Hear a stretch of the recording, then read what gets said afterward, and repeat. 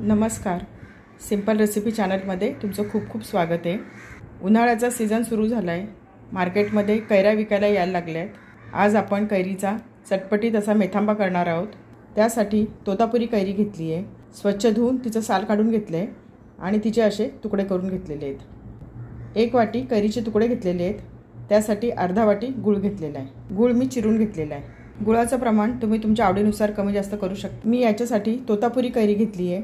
तोतापुरी कैरी चवीला कमी आंबट असते, त्यामुळे 1 वाटी कैरीसाठी अर्धा वाटी गूळ पुरेसा होतो. जर तुम्ही दुसरी कुठली कैरी घेतली तर गुळाचं प्रमाण थोडं जास्त घ्या. मेथांबा करायला घेऊया. गॅसवर कढई तापत ठेवली आहे. कढईमध्ये 1 चमचा तेल टाकते. तेल गरम झाले. छोटा 1 चमचा मोहरी टाकूया. मोहरी छान तडतडली आहे.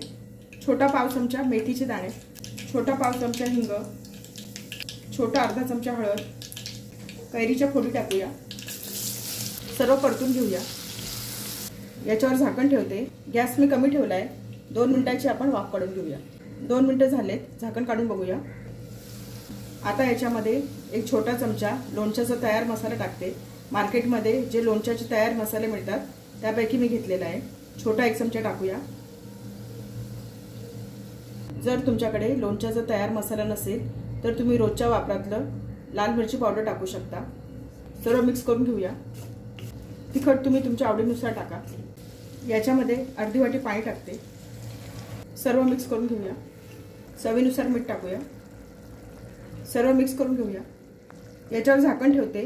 2 ते 3 मिनिटं आपण शिजवून घेऊया. 2 ते 3 मिनिटं झाली आहे. झाकण काढून बघूया.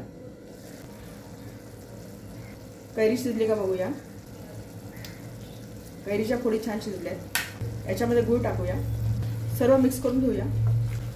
गूळ विरघळेपर्यंत मंद गॅसवर शिजवून घेऊया. गूळ छान विरघळला आहे. आपला मेथांबा तयार झाला आहे. छान रंग आला आहे.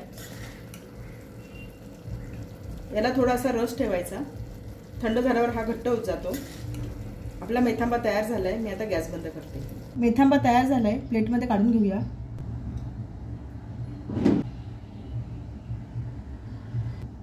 छान रंग आला आहे. मेथांब्याचा छान सुगंध सुटला आहे.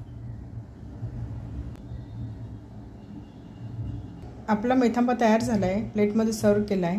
हा मेथांबा आपण चपातीबरोबर, पुरीबरोबर, पराठ्यांबरोबर खाऊ शकतो. जेवताना तोंडी लावणं म्हणून घेऊ शकतो.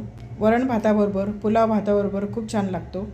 उन्हाळ्याच्या दिवसामध्ये असं चटपटीत पदार्थ सर्वांना आवडतो. झटपट होणारा आहे. सर्वांच्या आवडीचा प्रकार आहे. रेसिपी आवडली असेल तर चॅनलला सबस्क्राईब करा.